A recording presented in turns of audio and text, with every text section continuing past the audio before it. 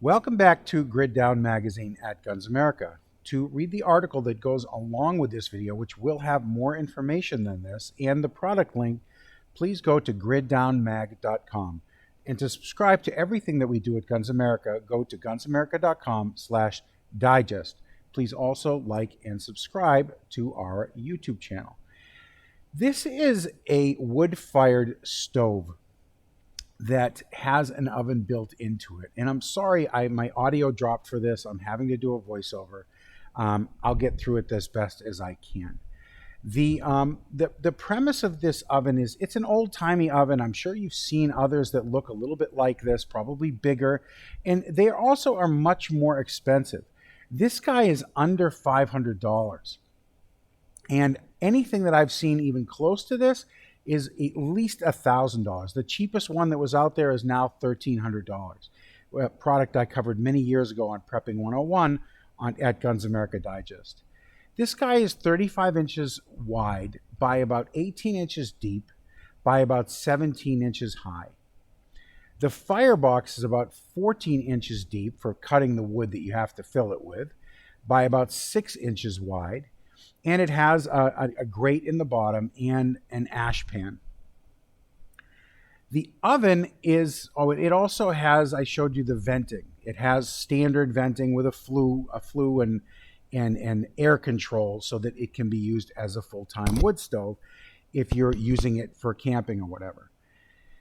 The oven is about 14 inches deep by 14 inches wide by about 4.5 inches high, which makes it about perfect for your standard 13 by 9 aluminum pan, of which I had an old dented up one. It's the only one I had, to show you what a 13 by 9 pan, how it fits in there. And it's painted with black stove paint, which actually held up really well throughout this test. It did give off a little bit of smoke when I first lit it, but it didn't stay lit. It didn't stay smoky, and it only smoked for about 5 minutes. Overall, the stove is pretty manageable with smoke. I don't know that I would use it as an indoor stove. You'd have to use it and play with the flue and the drafting and just see what you think of it, because I did get some smoke back up. It does not come with a stovepipe. It takes 5-inch, fairly standard 5-inch stovepipe, and I only bought a 12-inch section with an elbow to run the stove, and I got a lot of smoke in the face.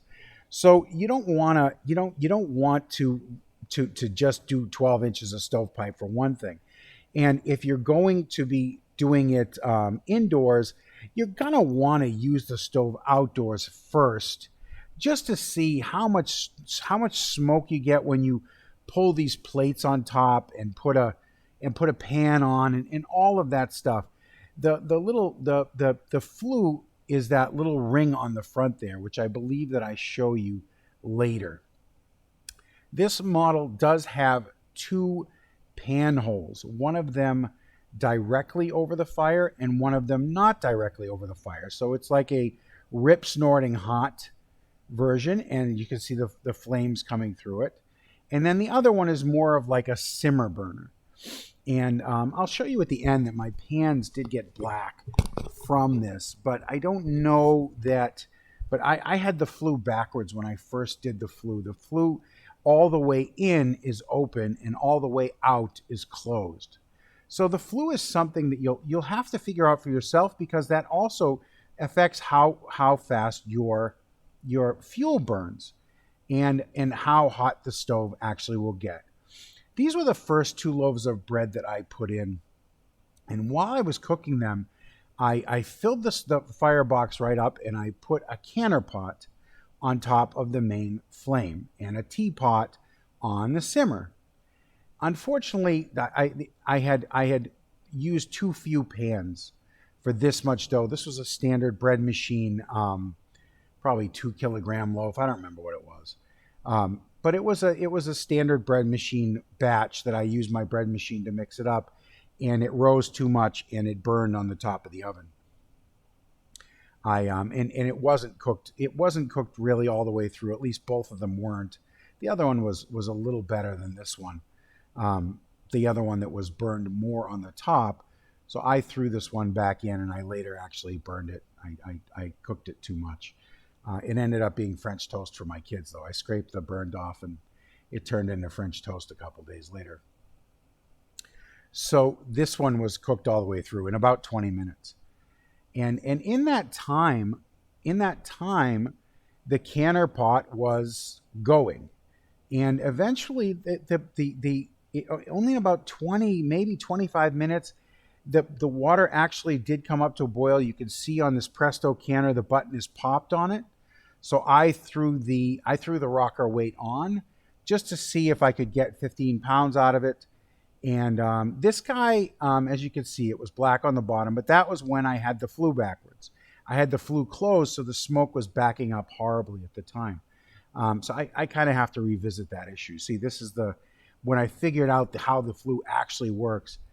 That's I realized that I had done it backwards, and I had destroyed my wife's teapot, which was not great. I actually ordered a new teapot as I was filming this video.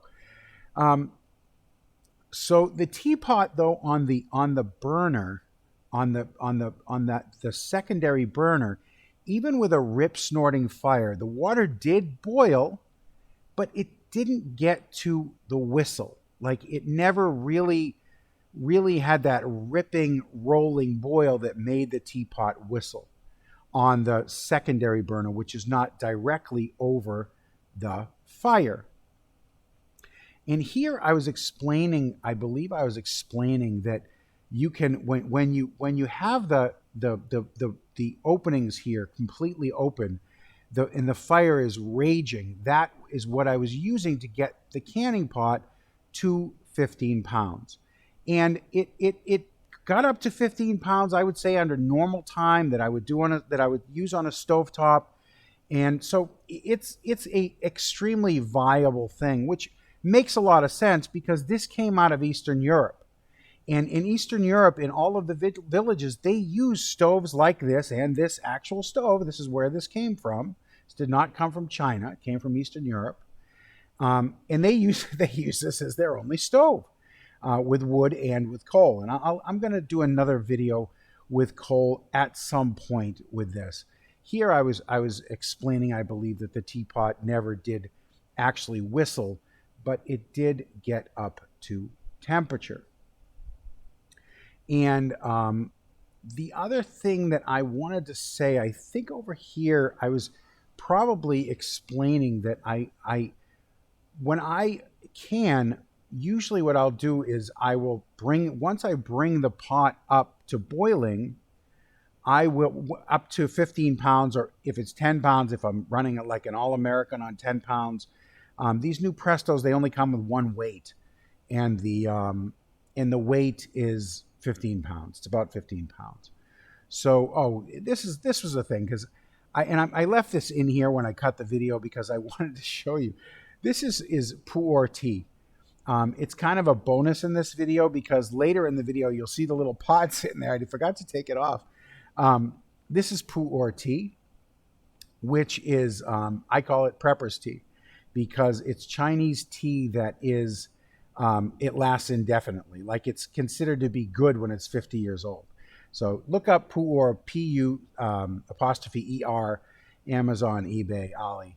It's out there, and I like it. It's very good. It's different than black tea. So this is where I moved the canning pot to the secondary burner. And what I discovered, you could see that it's dinka, dinka, dinka. It is rocking. And I could keep it at 13 to 15 pounds with a moderate fire in the firebox on the secondary burner. So it's just like regular. Like, it's just like what I would do. I would simmer. I would put it on a simmer. After the pot comes up, I usually bump my heat down to medium so that I'm not running my canner dry, but it keeps the pressure up. Here I decided to put in 3 loaves instead of 2. It's the same amount of dough, and you can actually see that loaf that I burned on the other side. I just scraped that off and made it into French toast. But here is where I explained to you how you would really run this stove. When I first put that other bread in, I just rip it. It was ripping hot, and I just ran it as hard as I possibly could. But when you're actually running the stove, you're not going to do that. You're going to tamp the fire down using a you're going to limit the draft. And the way you limit the draft is with that little door that you see on the front there. And obviously by using the direct air line right in the front of the stove. And if you do that, it makes your fuel last much longer. Like that's how you run a stove, a wood stove overnight, is by cutting off as much air as possible. Most stoves are usually airtight. This stove is not airtight. It does not have a gasket on the